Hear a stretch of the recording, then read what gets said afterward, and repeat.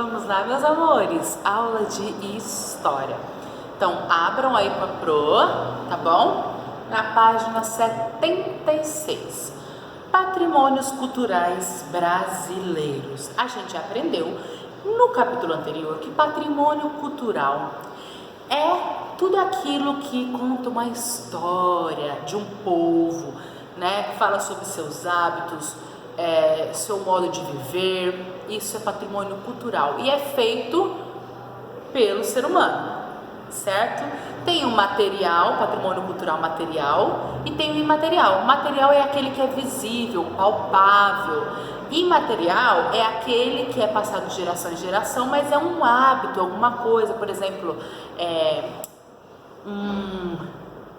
algo que tem a ver com a parte de manual, né? Por exemplo, uma arte de bordado, né? É algo que é ensinado de geração em geração, mas não é, por exemplo, uma escultura, não é um centro de uma cidade histórico, né? Então, o patrimônio cultural imaterial, ele é um saber que é passado, certo? Então, nós vamos falar um pouquinho sobre patrimônio cultural, agora brasileiro, tá bom? Então, vamos lá com a pro e vamos que vamos. Olha só, patrimônio da humanidade no Brasil. A gente aprendeu também que é patrimônio da humanidade, né? É ali um bem, né? Um bem comum ali da sociedade, que todos têm acesso, que fala sobre um povo, sobre uma civilização, conta uma história, certo? Então, esses são os patrimônios da humanidade. O Brasil possui um patrimônio histórico-cultural que pertence a toda a humanidade, reconhecido pela Unesco. Vamos conhecer parte dele? Então vamos lá conhecer? Centro Histórico de Ouro Preto, em Minas Gerais, desde 1980. Olha lá, a cidade histórica de Ouro Preto constituiu um sítio urbano completo e pouco alterado em relação à época áurea da mineração no estado de Minas Gerais. Ouro Preto é uma cidade marcada pela forte presença de edifícios, monumentos e obras artísticas do período colonial. Então se manteve a mesma arquitetura lá de antigamente. Por isso que foi considerado um centro histórico. Conta a história dessa cidade, né? Um pouco da história também do nosso país, do que aconteceu desde o período que o Brasil era uma colônia. Hoje nós já somos uma república, certo? Então os prédios, os monumentos são desde aquela época, tá? Centro Histórico de Olinda, Pernambuco, desde 1982.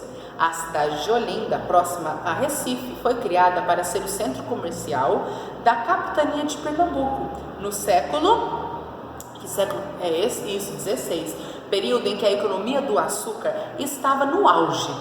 Seu conjunto arquitetônico, com cerca de 1.500 imóveis históricos, inclui edificações coloniais dos séculos 16 ao século 19. Olha lá, gente. Então, outro centro histórico ali, né? Esse de Olinda, que também conta a história desse local. Olha lá.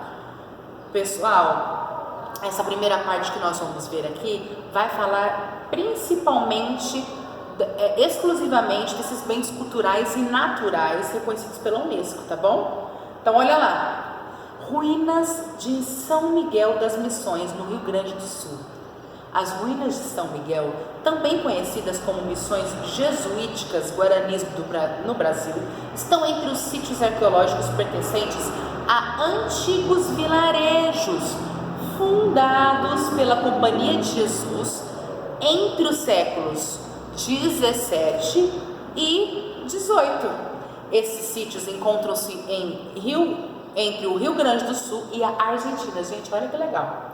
Eles representam um importante testemunho das relações culturais entre os povos nativos e os missionários jesuítas europeus, bem como do processo colonial espanhol de evangelização dos indígenas. Olha lá, gente, esse daí, ó, tem também esse Museu das Missões, localizado em São Miguel das Missões, no Rio Grande do Sul. Olha lá, essas são as ruínas. Olha que legal, que tem tudo a ver com a parte ali, fica entre o Rio Grande do Sul e a Argentina, né? E mostra ali também como é que foi esse processo colonial espanhol de evangelização dos indígenas que moravam ali, tá? Tá vendo?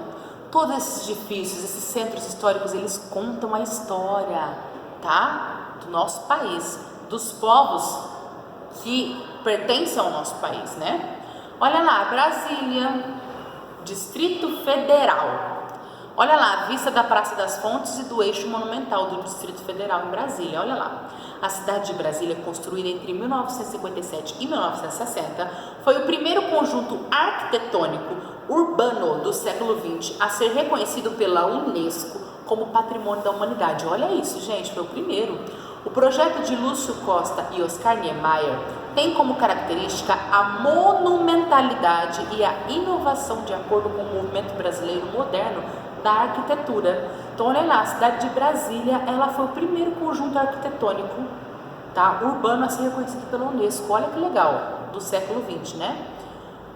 Agora, Parque Nacional Serra da Capivara, no Piauí.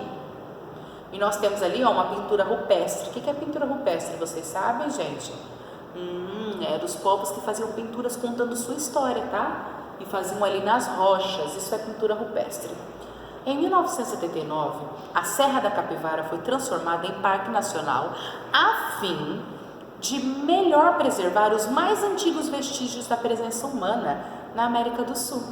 São cerca de 400 sítios, cuja maioria contém pinturas rupestres de importante valor estético e arqueológico. O parque pertence ao Instituto Chico Mendes de Conservação da Biodiversidade e contém 40% da caatinga protegida no Brasil. Olha só, caatinga, ela faz parte ali. Nós temos cerrado, caatinga, tá? Vocês vão aprender um pouquinho mais sobre isso, tá bom? Por tudo isso, foi inscrito para entrar na lista da Unesco. Então, por tudo isso que ele faz, mais esses 400 sítios, com essas pinturas rupestres, por tudo isso, ele foi considerado um patrimônio, né, reconhecido pela Unesco, tá? Que também conta a história desse povo. Olha lá. Centro Histórico de Goiás.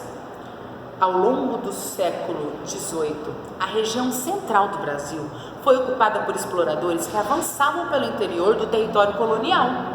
O centro histórico da cidade de Goiás representa aquela época da história quando, na expansão para o oeste, os primeiros núcleos urbanos simplificavam os modelos arquitetônicos vigentes, adaptando-os aos materiais e às condições do relevo local. Então, ó, tudo ia se adequando ao ambiente ali, tá? Então, conforme esses exploradores avançavam, esses centros iam se formando. Olha lá. Goiás ilustra bem a cidade mineradora típica dos séculos 18 e 19, cujo panorama permaneceu intacto, incluindo o meio ambiente natural. Então, gente, olha só. Conforme os exploradores iam avançando, as cidades iam se criando. E essa cidade aí, ó, esse centro histórico de Goiás, Goiás, ela ilustra bem essa cidade mineradora. O que é a cidade mineradora? Onde tinha ali as minas, tá bom? Que os mineradores iam lá, né, e procuravam alguns minérios nessas minas. Então eram cidades que tinham bastante mineradores, tá? Por isso que era uma cidade mineradora, tá bom? E ela continua intacta até hoje, inclusive o meio ambiente, tá? O jeito que era ali, o clima e tudo mais. Então, alguma coisinha mudou, mas continua praticamente a mesma coisa. Então, pessoal, essa memória tá lá, você pode ver, por isso que é um patrimônio cultural material. Você consegue ver como que era lá antigamente, você vê ainda hoje, né? Então, olha que interessante. Continuando aí, gente. Cidade do Rio de Janeiro. Olha lá, a cidade do Rio de Janeiro. O Rio de Janeiro foi a primeira cidade do mundo a ser considerada pela Unesco como área urbana de valor universal. A primeira cidade do mundo, olha que legal. Sua paisagem é um excepcional exemplo da intervenção do homem no espaço natural e das manifestações culturais nela presentes. Então, olha lá, o homem tomando um pouco o espaço ali natural e transformando num patrimônio cultural, né? A cidade é caracterizada pela combinação entre o mar, as montanhas e a floresta. Ao longo de mais de 4 séculos da história, 4 séculos de história, foi e tem sido palco de importantes eventos históricos do Brasil. Então, Rio de Janeiro foi a primeira cidade do mundo a ser considerada um patrimônio universal, tá bom? Então, vamos lá? Página 78. Vamos lá com a Pro. Número 1. Observe a lista completa dos patrimônios mundiais da Unesco no Brasil. Então, olhem lá com a Pro. Abram aí na página 78. Todo mundo comigo? Então, vamos lá. Ali nós temos uma tabela mostrando todos os anos ali e na frente quais são os patrimônios, o cultural e o natural, tá bom? Ano de ingresso, ó, 1980 até 2017. E aí foi colocando alguns anos, né? Entre aí. E nós temos alguns que a gente viu ali, né? E outros, olha só. Centro Histórico de Ouro Preto, Centro Histórico de Olinda, Sítio Arqueológico Ruínas de São Miguel das Missões, a gente viu, né? Esse daqui tá aqui, ó. Olha só. Esse é um dos que está aqui, que mostrou um pouquinho da história. Centro Histórico de Salvador, Conjunto Arquitetônico e Paisagístico Santuário do Bom Jesus de Matozinhos, em Congonhas. E aí foi mostrando vários, ó, o Parque Nacional do Iguaçu, do Paraná, é um patrimônio natural, né? Então foi colocando o que era cultural e o que era natural, tá? Então tem vários aí, até o ano de 2017, que foi o mais recente deles, né? Da pesquisa que eles fizeram ali até o presente momento, foi feito esse livro aqui, né? Agora ali, letra A, indique a quantidade de itens do patrimônio mundial que estão situados no Brasil. E daí pediu para vocês colocarem aí o número de cada item. Quantos sítios arqueológicos tem? Vamos lá? Tem Sítio Arqueológico Ruínas de São Miguel, 1. Sítio Arqueológico Parque Nacional Serra da Capivara, ali em 1991, 2. O que mais? E isso em 2017, Sítio Arqueológico Cais do Valongo, no Rio de Janeiro. Então tem quantos? 3. Então coloquem aí na frente, 3. Centros históricos e conjuntos arquitetônicos. Olha lá. 1980 tem Centro Histórico de Ouro Preto, depois tem Centro Histórico de Olinda. Aí tem Sítio Arqueológico Ruínas de São Miguel. Tem Centro Histórico de Salvador. Tem... aliás, é isso mesmo. Não é Centro Histórico, não. Centro Histórico não é Sítio Arqueológico. Então, vamos lá de novo. Centro Histórico de Ouro Preto, Centro Histórico de Olinda, daí Centro Histórico de Salvador, depois vem Conjunto Arquitetônico e Paisagístico, Santuário do Bom Jesus, depois quem mais? Conjunto Arquitetônico de Brasília, daí a gente já tem 5, segura aí. Centro Histórico de São Luís, Centro Histórico de Diamantina, Centro Histórico da cidade de Goiás, Centro Histórico da Praça São Francisco e Conjunto Arquitetônico e Paisagístico Moderno da Pampulha. Então tem quantos? A gente contou 2 mãos aí. Então tem 10 centros históricos e conjuntos arquitetônicos. Tá bom? Tudo certo? Tudo beleza? Então vamos que vamos. Agora, patrimônio natural, gente, quantos que tem? Essa é fácil, é só colocar dessa coluna aqui, essa coluna que estão os patrimônios naturais. Vamos contar? Parque Nacional do Iguaçu, Costa do Descobrimento, Reservas na Mata Atlântica, Complexo das Áreas Protegidas do Pantanal, Complexo de Conservação da Amazônia, daí depois vem Ilhas Atlânticas e depois Reserva do Cerrado. Quanto que nós temos? 7. Então escrevam aí, 7 patrimônios naturais. Letra B. Os itens do patrimônio cultural listados anteriormente, eles são materiais ou imateriais? São materiais, né? Estão ali visíveis ao olho, são palpáveis, né? Então, eles são materiais. Página 79. Dentre os sítios brasileiros que entraram na lista mundial da Unesco entre 1980 e 1999, a maior parte deles faz parte do patrimônio natural ou cultural? Isso, cultural. Vocês viram aqui, ó? Tem mais o que? Cultural do que natural, tá? Então, cultural. Letra D. Dentre os patrimônios culturais, e naturais brasileiros que estão na lista da Unesco. Escreva a seguir os itens mais antigos e mais recentes. Também é fácil, só a gente olhar ali na data. Patrimônio cultural, qual que é o mais antigo? Olhem lá na página 78. Isso, Centro Histórico de Ouro Preto, muito bem. O patrimônio cultural, né, gente? Não vão lá no patrimônio natural. Agora, qual que é o mais recente? Isso, é o de 2017, Sítio Arqueológico Cais do Valongo, no Rio de Janeiro. Estão escrevendo? Qualquer coisa, pausa o vídeo, volta, não tem problema. O que importa é a apostila ficar completinha. Vamos lá. Patrimônio natural. E aí, gente, o patrimônio natural, qual que é o mais antigo? Olhem lá. E isso de 1986, o Parque Nacional do Iguaçu. Isso mesmo, parabéns. Agora, qual que é o mais recente?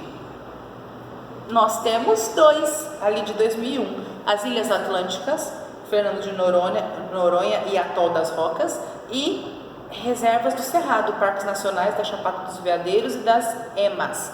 Né? Então tem esses dois, escrevam aí. Os dois que são os patrimônios naturais mais recentes. Tá bom? Tudo bem? Vamos lá, Capro? E quais estados brasileiros aparecem mais de uma vez na lista do patrimônio da Unesco? Quantas vezes cada? Gente, quais são os estados brasileiros que aparecem mais? Vamos lá, só olhar pelas siglas ali, ó. Isso mesmo, gente. Minas Gerais, só dá MG ali, ó. Quantos que tem, ó? Minas Gerais tem 1980, tem 1985, depois tem 1999 e depois em 2016, muito bem. Então tem Minas Gerais tem 4. O que mais, gente? Depois tem alguns que se repetem também. Olha lá. Isso, Bahia. A Bahia se repete o quê? 2 vezes. O que mais? Isso, Goiás. Olha lá, o G, olha, ó. Goiás também aparece 2 vezes. Depois nós temos o quê? Isso, o Rio de Janeiro, olha lá, RJ, também aparece 2 vezes. Nós temos o Paraná também, que também aparece 2 vezes, tá? Os outros aparecem 1 vez só, tá? Então a gente colocou os que se repetem e em Minas Gerais que aparece 4 vezes, tá bom? Muito bem, página 80. Aguenta aí que a gente já está terminando. Bens culturais do Brasil. A atual Constituição brasileira, em seu artigo 216, reconhece a existência do patrimônio natural e cultural, tanto material quanto o imaterial, e estabelece formas de preservá-lo mediante registro, inventário e tombamento dos bens que o integram. Então, gente, a atual Constituição brasileira, nesse artigo aí, 216, ele reconhece a existência do patrimônio natural e cultural, tanto o imaterial, né, que a gente já falou, e o material, e também fala algumas formas de preservá-lo, tá? O que é inventário? Inventário, então, para fazer essa preservação, eles têm um registro do inventário e o tombamento desses bens, tá? O que é inventário? Olha lá, tá escrito, descrição detalhada do patrimônio, de seus componentes e suas características. Inventário vai colocar tudo que tem naquele patrimônio, suas características, tudo bem direitinho, bem detalhado. O tombamento é um registro de um bem material importante para a sociedade por parte de um órgão governamental. Então, eles fazem um tombamento desse patrimônio também, ele é registrado, tá bom? Pelo governo, tá? Por um órgão do governo, tá? Agora, segundo a Constituição, são considerados bens destinados à preservação. Olha lá. Formas de expressão, modos de criar, fazer e viver. Lembra que a Pro falou? Isso daí é o quê? Material. Criações científicas, artísticas e tecnológicas. Obras, objetos, documentos, edificações e demais espaços destinados às manifestações artístico-culturais. Conjuntos urbanos e sítios de valor histórico, paisagístico, artístico, arqueológico, paleontológico, ecológico e científico. Então, segundo a Constituição, são considerados bens que precisam ser preservados, todos esses que têm essas características aí que a Pro acabou de ler para vocês, tá? Tendo isso como característica, é um bem que deve ser preservado, tá bom? Segundo a nossa Constituição, onde estão as nossas leis, tá? Que regem o nosso país. Você sabia? Vamos com a Pro. O Instituto do Patrimônio Histórico e Artístico Nacional, esse IPAM, foi criado em 1937 pelo presidente Getúlio Vargas com a finalidade de proteger e promover os bens culturais do país, assegurando sua permanência e seu usufruto às gerações presentes e futuras. O IPAM é atualmente o órgão governamental que responde pela conservação, pelo cuidado e monitoramento dos bens naturais e culturais brasileiros, incluindo os inscritos na lista do Patrimônio Mundial da Unesco, tá bom? Então, os que estão na lista de patrimônios mundiais da Unesco e também os que têm que ser preservados que são vistos aqui pelo nosso país, tá? Não está na lista da Unesco, mas segundo a Constituição, eles devem ser preservados porque tem aquelas características que a Pro falou para vocês. Então, eles são cuidados e monitorados, tá bom? Por esse Instituto do Patrimônio Histórico e Artístico Nacional, tá? Os bens culturais e naturais brasileiros podem ser compreendidos como diferentes formas de expressão, modos de criar, fazer e viver do povo brasileiro. São exemplos desses bens. Então agora a gente vai ver alguns exemplos desses bens que aqui no nosso Brasil eles são considerados patrimônios, são bens culturais e naturais do nosso país, tá bom? Os abridores de letras no Pará. O que será que é isso, gente? Olha que legal. É um bem cultural, tá? Ele está dentro aí desses bens culturais ou naturais do nosso país. Na região entre Santarém, Marajó, Foz do Tocantins, Belém e municípios próximos, no estado do Pará, existe um costume popular de encomendar aos artistas a estampa de nomes nos barcos com o objetivo de personalizá-los. Olha lá, vocês estão vendo ali no barco? Nos últimos anos, essa antiga tradição ribeirinha, que são dos que moram ali perto do rio, tem sido valorizada por meio de ações culturais integradas ao projeto Letras que Flutuam. Olha que legal, porque são letras que estão escritas num barco, tá? Entre elas está o inventário e a catalogação de artistas e obras. Então é feito ali, lembra o que é inventário? É feito ali detalhado um registro do que é, quais são as características, né, no caso aí, dessa forma que eles estão usando ali, né, artística, dessa expressão artística. E eles fazem o inventário, que é esse registro bem detalhado, né, e a catalogação desses artistas e obras, então escritos ali, bem como uma pesquisa sobre suas origens, de onde esses artistas vieram, né? Por que foi escrito dessa forma? Uma pesquisa sobre suas origens históricas, técnicas e ferramentas de trabalho. Então tudo é muito bem detalhado porque é considerado um bem, tá bom? Nacional. Também foram realizadas palestras e oficinas para divulgar tais práticas e saberes, valorizando a cultura da região. Olha que legal, então essa é uma prática feita pelos ribeirinhos ali nessa região próxima ali do Pará, tá bom? A Pro falou para vocês as cidades, né? Onde eles escrevem, desenham essas letras nos barcos para personalizar os barcos. E esse nome do projeto é Projeto Letras que Flutuam, tá?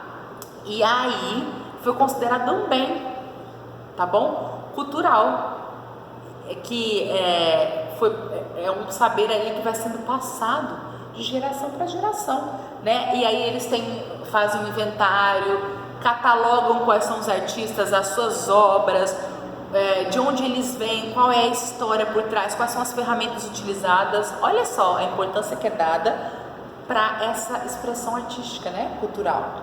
Agora nós temos também os artesãos da viola de coxo, Mato Grosso e Mato Grosso do Sul. Olha lá. A viola de coxo é um instrumento de cordas feito por artesãos na região da Bacia do Paraguai, Baixada Cuiabana e adjacências ali, né? Estão ali ao redor, nos estados de Mato Grosso e Mato Grosso do Sul. Olha lá. estamos aqui. O modo de fazer a viola é original e revela uma antiga tradição da cultura local. A viola é parte dos costumes religiosos das festas populares, entre elas as danças do cururu e do siriri, duas manifestações culturais da região centro-oeste. Olha que legal, gente, vocês sabiam disso? Daqui, ó, da nossa região. Nas tradições religiosas do cururu, a viola de coxo é utilizada somente pelos homens, os mestres cururureiros, que tocam e cantam junto às celebrações religiosas de tradição cristã. Já nos festejos do siriri, a viola é utilizada para acompanhar as músicas e as danças nas rodas de brincadeiras, nas quais as mulheres participavam cantando, olha, elas participam cantando, juntamente com os homens, sobre temas que envolvem a natureza, o cotidiano, as alegrias e os desafios da vida. Olha que interessante. A viola de coxo, essa aí que está ali do lado, vocês estão vendo a figura? Ela é produzida inteiramente pelos artesãos, ela é feita por eles, desde a escolha e corte da madeira até o acabamento do instrumento, olha lá. As técnicas de cada artesão demonstram saberes legados, que são passados, né, por seus antepassados de maneira única e particular, olha lá.